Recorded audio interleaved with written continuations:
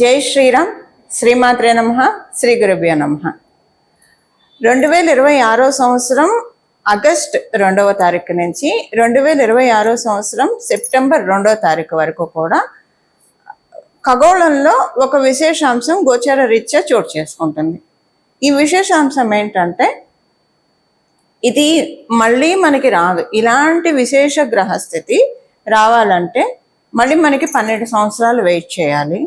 అసలు ఈ విశేషాంశం ఏంటి, దీనివల్ల ద్వాదశ రాశుల వాళ్ళకి, ద్వాదశ లగ్నాల వాళ్ళకి ఎలాంటి ఫలితాలు ఉండబోతున్నాయి, దీన్ని మనం బలోపేతం చేసుకోవడానికి, ఏదైనా ఒక విశేషాంశం ఉందంటే దాన్ని బలోపేతం చేసుకోవడానికి ఏ పరిహారాలు చేసుకోవాలి, అసలు ముందుగా ఈ విశేషాంశం దేన్ని సూచిస్తుంది, ఏ గ్రహాల వల్ల ఈ విశేషాంశాన్ని మనం చూడబోతున్నాం, ఇది మనం ఇప్పుడు మొదటగా చూద్దాం. మనందరికీ తెలుసు, దేవగురువైన బృహస్పతి తన ఉచ్చక్షేత్రమైన కర్కాటక రాశిలో ఆయన సంచారం ఉంది. అసుర గురువైన శుక్రాచార్యుల వారు కూడా తన నీచ క్షేత్రమైన కన్యా రాశిలోకి 2వ తారీఖు ఆగస్టు 2వ తారీఖు నుంచి సెప్టెంబర్ 2వ తారీఖు వరకు ఆయన సంచారం ఉంటుంది, శుక్రాచార్యుల వారి సంచారం ఉంటుంది. ఇదే విశేషాంశం. ఇద్దరు గురువర్యులే, ఒకరు అసురు గురువు, ఒకరు దేవగురువు. ఒకరేమో ఉచ్చ స్థానంలో ఉండడం, ఒకరు నీచ స్థానంలో ఉండడం. ఇది అంటే ప్రతి సంవత్సరం కూడా శుక్రాచార్యుల వారు కన్యా రాశిలోకి ఒక నెల ఆయన సంచారం ఉంటుంది, శుక్రాచార్యుల వారి సంచారం ఉంటుంది. కాకపోతే ఇప్పుడు దేవగురువైన బృహస్పతి అంటే ఒక గురువు ఉచ్చ రాశిలో ఉండడం, ఒక గురువు నీచ రాశిలో ఉండడం, ఇది ఎలాంటి ఇంపాక్ట్ సూచిస్తుంది. ఇది నిజంగా ఒక చాలా విశేషాంశము. మళ్ళీ మనకి ఇలాంటిది గురు భగవానుడు మళ్ళీ గురుదేవులు వారు మళ్ళీ కర్కాటక రాశిలోకి రావడానికి 12 సంవత్సరాలు పడుతుంది. కర్కాటక రాశి నుంచి జరిగిపోయాక మళ్ళీ మనకి ఈ 1 మంత్ ఉండే ఇది ఈ విశేషాంశం చూడటానికి మనం 12 సంవత్సరాలు వేచి ఉండాలి. అప్పుడు మళ్ళీ మనకు వస్తుంది. అసలు ఏంటండి ఈ విశేషాంశం వల్ల మనకి ఏంటి లాభము? మనకి గురు భగవానుడు ఉచ్చ స్థానంలో ఉండడం, అంటే శుక్రాచార్యులు వారు నీచ పొంది ఉన్నారు కదా, అది ఎలా ప్లస్ అవుతుంది? ఇద్దరు ఉచ్చ స్థానాల్లో ఉంటే అప్పుడు అది చాలా ప్లస్ అవుతుంది. మళ్ళీ ఆయన అలా వచ్చినప్పుడు మళ్ళీ మనం మాట్లాడుకుందాం. ఉచ్చ స్థానంలో ఉంటే అది ప్లస్ అవుతుంది, కానీ నీచ స్థానంలో ఉన్నాడు కదా, నీచ స్థానంలో ఉంటే ఎలా ప్లస్ అవుతుందంటే, ఎవరి జాతకంలో అయినా అసలు మనందరికీ కూడా ఒకళ్ళ జాతకం అనే ఉంది. ప్రతి ఒక్కళ్ళ జాతకానికి శుక్రబలం అనేది అనివార్యం, కావాల్సిందే. శుక్రబలం ఉండడం వల్ల మేజర్ ప్లస్ పాయింట్స్ ముందు మనం తెలుసుకుందాము. చాలా ఈజీ గోయింగ్ నేచర్ ఉంటుంది. ఇది కూడా ఇంత చిన్నదాన్ని చిలువలు పలవలు చేసి పెద్ద సీన్ క్రియేట్ చేసి పెద్ద డ్రామాలు క్రియేట్ చేయడం ఇలా ఉండదు. ఫర్గెట్ అబౌట్ ఇట్ అనుకుంటారు, వెళ్ళిపోతారు. ఏదైనా ఒక హర్టింగ్ జరిగినా, ఏదైనా ఒకటి వాళ్ళకి చీటింగ్ జరిగినా, ఏది జరిగినా కూడా సరే కాలగమనంలో ఇలాంటివి జరుగుతూ ఉంటాయి అంతే. ఇక్కడ గురుబలం కూడా కలిసి ఉంటే, గురు శుక్రుల బలం ఉంటే ఎలా ఉంటుందంటే, మేబీ వీడు కాకపోతే ఇంకొకళ్ళేమో, అంతే. ఇక్కడతో అయిపోయింది. ఇక్కడతో మనకున్న కర్మ పెండింగ్, పాపకర్మ క్షయం అయిపోయింది, అంతే. ఇంకా ముందు మనల్ని మనం రిఫైన్ చేసుకుందాం. ఇంకా ముందు మనల్ని మనము ఇలాంటి పాపకర్మల్లో ఇన్వాల్వ్ అవ్వకుండా పుణ్యకర్మల్లో మనం పెట్టుకుందాం, సత్కర్మల్లో మనం పెట్టుకుందాం. అసలు ఏదైనా కూడా ఈజీ గోయింగ్ నేచర్ని ఇస్తాడు. అసలు మామూలుగా కూడా శుక్రాచార్యుల వారు ఒకటి కాంపిటేటివ్ ఎగ్జామ్ రాశారు, సక్సెస్ రాలేదు. సో ఇంకా నేను ప్రయత్నం చేయాలేమో, అంతే. అది పెట్టుకొని ఏదైతే క్యాలిక్యులేటెడ్గా ఉంటారు, చాలా ప్రొడక్టివ్గా ఆలోచిస్తారు. ఏం ఆలోచిస్తే వాళ్ళకి ఫ్యూచర్కి గ్రోత్ ఉంటుందో, అంతేకాని అది రాలేదు అని ఇంకా అదే పట్టుకొని అదే తవ్వుకొని అలా ఉండదు శుక్రాచార్యుల వారి బలం అంటే. అలాగే ఉద్యోగంలో కావచ్చు, వ్యాపారంలో కావచ్చు, ఎక్కడైనా స్పీడ్ బ్రేకర్లు మనకి రోడ్డుకి ఎంత అవసరమో, స్పీడ్ బ్రేకర్ లేకపోతే యాక్సిడెంట్స్ అవుతాయి. అలాగా మధ్యలో ఇలాంటి సిచ్యువేషన్స్ మన జీవితంలో వచ్చేది. ఏదన్నా కొంచెం వృత్తిలో కావచ్చు, వ్యాపారంలో కావచ్చు, ఒడిదుడుకులు వచ్చాయంటే అదొక స్పీడ్ బ్రేకర్. దేవత మనకు అందిస్తున్న ఆశీస్సులు. ఈ స్పీడ్ బ్రేకర్తో మనం స్లో అయినా తర్వాత నార్మల్గా వెళ్ళిపోతుంది. అక్కడ స్పీడ్ బ్రేకర్ లేకపోతే ఎలాగైతే వాహన ప్రమాదాలు జరుగుతాయో, ఇక్కడ లేకపోతే మేబీ మొత్తానికి ఉన్న యోగం అంతా కొలాప్స్ అయిపోవచ్చు. అందువల్ల ఇలా జరుగుతుంది. అంటే థాట్ ప్రాసెస్ ఇలా ఉంటుంది. ఒక పాజిటివ్ వేలో చూస్తారు, చూసి అయ్యో నాకే నష్టం వచ్చింది, నాకే ఎందుకు కష్టం వచ్చింది, నేనే కష్టపడుతున్నా, ఇలా ఆలోచించరు. ఇలా ఆలోచిస్తూ ఉన్నారంటే జరిగినవి తవ్వుకుంటూ ప్రపంచంలో ఎక్కడ లేని కష్టాలు మనకే ఉన్నట్లు వాళ్ళకే ఉన్నట్లు భావిస్తే ఇది శనేశ్వరుడు బ్యాడ్ శనేశ్వరుడు ఇన్ఫ్లుయెన్స్ వల్ల ఇలాంటి ప్రాబ్లమ్స్ వస్తాయి. అదేమవుతుందంటే పదే పదే పదే పదే అలా ఆలోచిస్తున్న వాళ్ళు వాళ్ళ జీవితంలో జ్యేష్ఠాదేవిని ఆహ్వానిస్తున్నట్టే. ఆవిడకేంటి ఎప్పుడు దుఃఖంతో కొమిలిపోతూ ఉండడం, జరిగినవి తలుచుకుంటూ ఉండడం, వగచిపోవడం ఉండడము, గోవింద గోవింద గోవింద ఇలాంటివన్నీ ఆవిడకి ఇష్టం. అందువల్ల ఏంటంటే, ఓ మీరు నన్ను పిలుస్తున్నారా, ఎందుకు మీరు అంత శ్రమపడి పిలవడం, నేనే వస్తాను కదా, కాల్ అవే అని ఆవిడ చెప్తూ ఉంటారు. అలా మనకి అది వద్దు కదా, మనకి కావాల్సిన ఏంటి, పరిపూర్ణ శ్రీలక్ష్మి కటాక్షం కదా. అంటే శుక్రాచార్యుల వారి బలం ఎందుకు కావాలి, ఒక డబ్బులు లావిష్ లైఫ్ లగ్జరీ లైఫ్ అని అనుకోకండి. ప్రతి దాంట్లో మనకి సక్సెస్ కావాలంటే మంగళ స్ట్రెంత్ ఉండాలి, కానీ దానికి థాట్ ప్రాసెస్ ఉండాలి కదా. దానికి బుధుడు శుక్రుడు కూడా బలం తోడు వేయాలి. ఎవరికైతే బుధ శుక్రుడు కలిగి ఉంటుందో వైజ్ డెసిషన్స్ తీసుకుంటారు, రైట్ టైంలో రైట్ డెసిషన్స్ తీసుకుంటారు. అనుకుంటారు అసలు ఏం ప్లానింగ్ చేశారా వాళ్ళు, ఎంత చక్కగా ఎదిగారా లైఫ్లో, అలా అనుకుంటాను చూసారా. అది బుధ శుక్రుల బలం ఉంటేనే అంటారు. సో అందులో శుక్రాచార్యుల వారి బలము గోచారంలో, గోచారంలో నీచపడి ఉన్నాడు కాబట్టి, ఎప్పుడు నీచపడితే మనం బలం పెంచుకోవాలంటే అవ్వదండి. మీ జన్మజాతకంలో ఒకవేళ నీచలో ఉంటే ఇది ఇంకా ప్లస్ అవుతుంది. మీ జన్మజాతకంలో శుక్రాచార్యుల వారు లగ్న చాట్లో కానీ నవాంశ చాట్లో కానీ నీచపడి ఉన్నారంటే, ఇప్పుడు ఇది మీరు దాన్ని కరెక్ట్ చేసుకోవడానికి కనీసం ఒక 3 to 5 years కరెక్ట్ చేసుకోవడానికి, బలాన్ని పంపించేసుకోవడానికి. ఇప్పుడు మన ఇంట్లో నీళ్ళు రాకపోతే పక్క బిల్డింగ్ వాళ్ళ నుంచి చాలా మంది చూగుతా నీళ్లు లాక్కుంటారు. సో ఆ స్కేర్సిటీ వాళ్ళకి అక్కడ తెలియకుండా, అలా మనకు గోచారంలో వచ్చేది లాక్కోవడానికి. ఒకవేళ శుక్రాచార్యుల వారి బలం ఉంటే ఇంకా పెరుగుతుంది. ఏమండి మనకి మంచి విషయాలు జరిగితే వద్దని మనం చెప్తామా, చేదా కాదు కదా. సో అలాగా మనకి ఉండడానికి వీటన్నిటికీ కూడా అంటే ఒక మంచి థాట్ ప్రాసెస్ ఇస్తాడు శుక్రాచార్యుల వారు, మంచి థాట్ ప్రాసెస్ ఇస్తాడు, బుద్ధి బలాన్ని ఇస్తాడు. అలా బుద్ధి బలాన్ని, ఆయన ఉన్నది కూడా కన్యా రాశిలో కదా, బుద్ధ భగవానుడు రాశి కాబట్టి ఇలా బుద్ధి బలాన్ని, ఇంకా అందరికీ తెలిసిందే మంచి బట్టలు కట్టుకోవాలి, మంచి ఆర్నమెంట్స్ ధరించాలి, చక్కటి ఫుడ్ తినాలి, మంచి ఇంట్లో ఉండాలి. ఇవన్నీ బేసిక్ నీడ్స్ ప్రతి ఒక్కళ్ళకి ఉంటాయి. సో ఇందులో ఆర్నమెంట్స్ పోని పక్కన పెట్టేస్తే మంచి బట్టలు, మంచి తిండి, అలా మంచి ఇంట్లో ఉండడం, ఇదైతే బేసిక్ నీడ్స్ కదండి.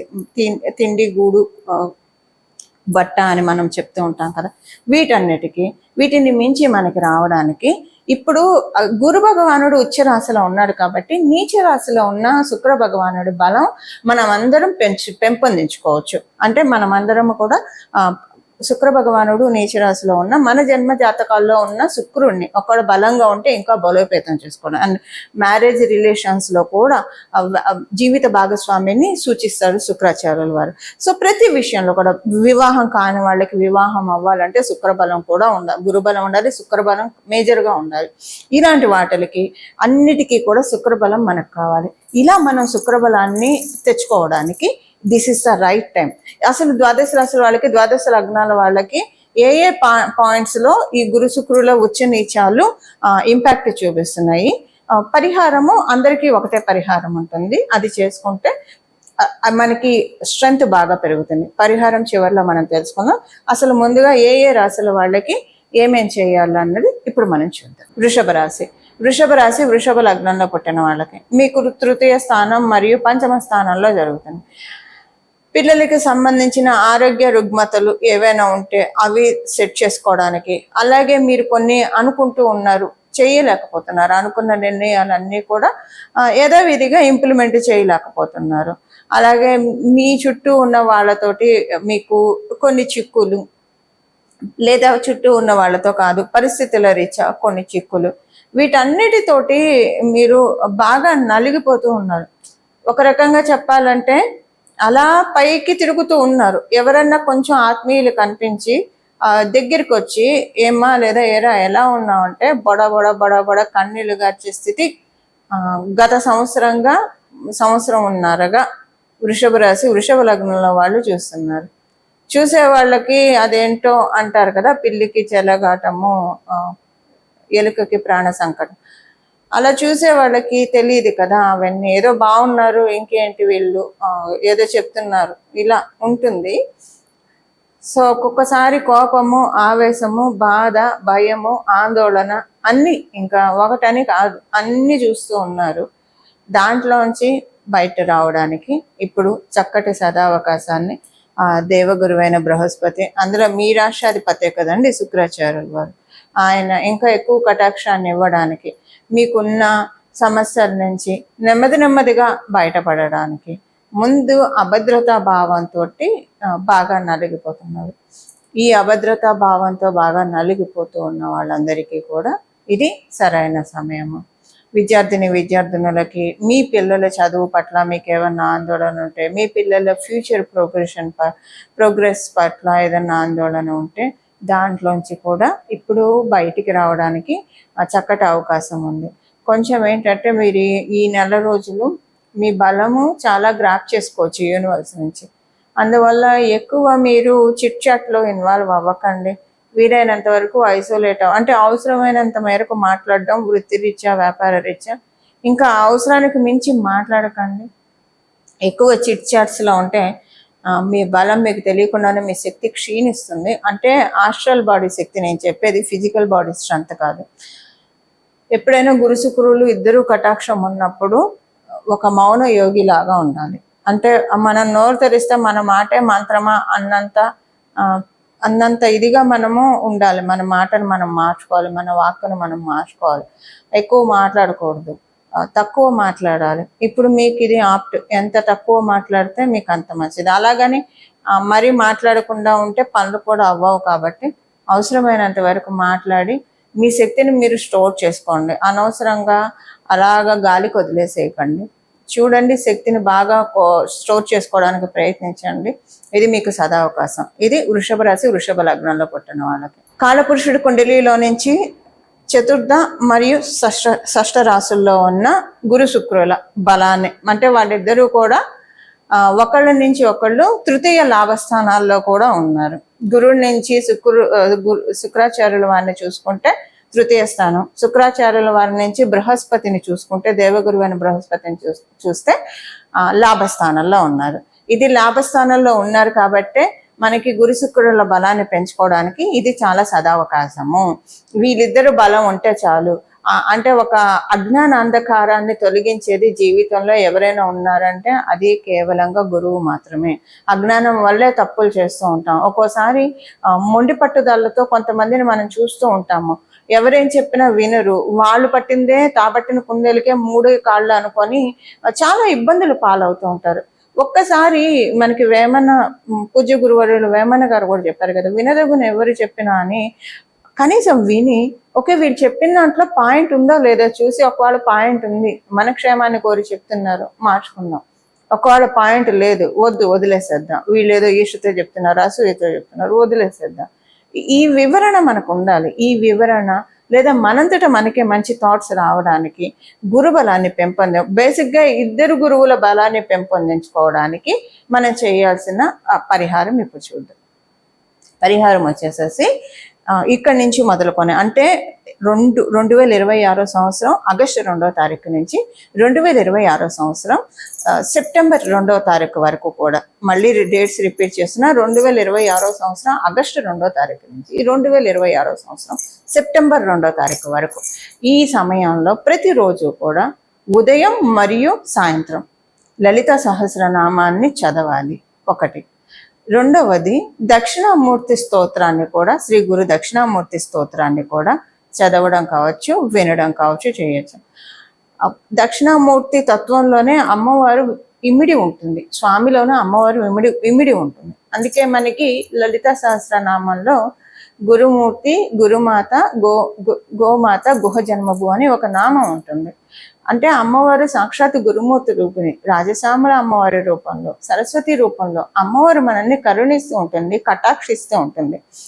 ఈ సమయంలో అందరూ కూడా గురు శుక్రుల బలాన్ని పెంపొందించుకుంటే మీకు తేడా తెలిసిపోతుందండి. ఒక 11 రోజుల్లో మీ జన్మజాతకం బాగుంటే 3 రోజుల్లోనే, ఇంకా బాగా ఉంటే 3 గంటల్లోనే మంచి మార్పులు మీరు చూస్తారు. కానీ అత్యంత భక్తి శ్రద్ధలతోటి చదవాలి. చదవడం రాని వాళ్ళు వినండి. గురు దక్షిణామూర్తి స్తోత్రం, లలిత సహస్రనామ స్తోత్రం ఉదయం సాయంత్రం. చాలా మంది వర్కింగ్ ఉంటారు, మగవాళ్ళు కావచ్చు, ఆడవాళ్ళు కావచ్చు.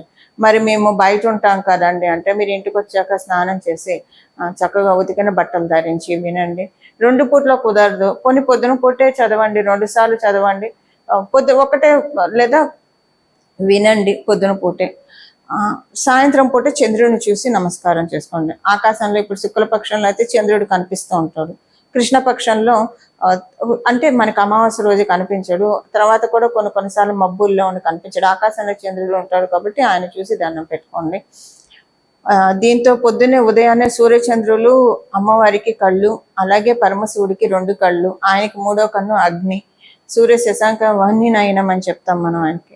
సో వాళ్ళిద్దరికీ దండం పెట్టుకోండి. అమ్మవారు 2 కళ్ళకి దండం పెట్టుకోవడము ఇది చాలా విశేషమైన ఫలితాన్ని మన జీవితంలో కలిగిస్తుంది. ఇలా ఉదయాన్నే స్నానం చేసిన వెంటనే శుభ్రమైన వస్త్రాలను ధరించి లలిత సహస్రనామాన్ని పారాయణం చేయండి. లేదు 3 సార్లు చేస్తే మంచిది. ఒకటేసారి కూర్చొని చేసేప్పుడు 3 సార్లు చేస్తే మంచిది. లేదా పొద్దున ఒకసారి, సాయంత్రం ఒకసారి. కుదరదంటే ఒక్కసారి ఉన్న చేసుకోండి, పర్లేదు. అమ్మవారికి మన ఆర్తి తెలుసు కాబట్టి ఒకసారి చేసుకున్నా పర్వాలేదు. ఇలా చేసుకోవడం వల్ల గురు శుక్రుల యొక్క బలాన్ని మనము మన జీవితంలో తీసుకోవడానికి అవకాశం ఉంటుంది. ఇక్కడ నుంచి ఒక 3 సంవత్సరాల్లో మంచి మార్పులు మనం చూడడానికి, ఒక 3 సంవత్సరాల వరకు ఇప్పుడు మనం తీసుకున్న ఈ నెలలో మనం తీసుకున్న బలం రిటర్న్ అవుతుంది. అందులో ఇప్పుడు చూస్తున్నాం కదా రెసిషన్ అని. సో కొంతమందిని తీసేయడం ఇలాంటివి కూడా చాలా బాధపడుతూ ఉన్నారు కదా చాలా మంది. కొంతమందికి వ్యాపారాలు సరిగ్గా సాగక ఇబ్బంది పడుతూ ఉన్నారు. వీటన్నిటి నుంచి బయటపడడానికి కొంత ఒక 3 సంవత్సరాలు అయితే మనకి బెనిఫిషియల్గా ఉంటుంది. ఇది పరిహారం చేసుకోవాల్సిన పరిహారము. మీరందరూ కూడా స్వామివారిని, జగన్మాతని, మహాదేవుడి చరణాలని ఆశ్రయించి మంచి లబ్ధిని పొందుతారని, మనమందరం కూడా మహాదేవుడి యొక్క, జగన్మాత యొక్క పరిపూర్తి కృపాకటాక్షాన్ని అందుకోవాలని చెప్పి మనందరి తరఫున జగన్మాత చరణాలను, అలాగే మహాదేవుని చరణాలను శిరస్సు ఉంచి నమస్కరిస్తూ మంగళం. నమో భగవతే వాసుదేవాయ.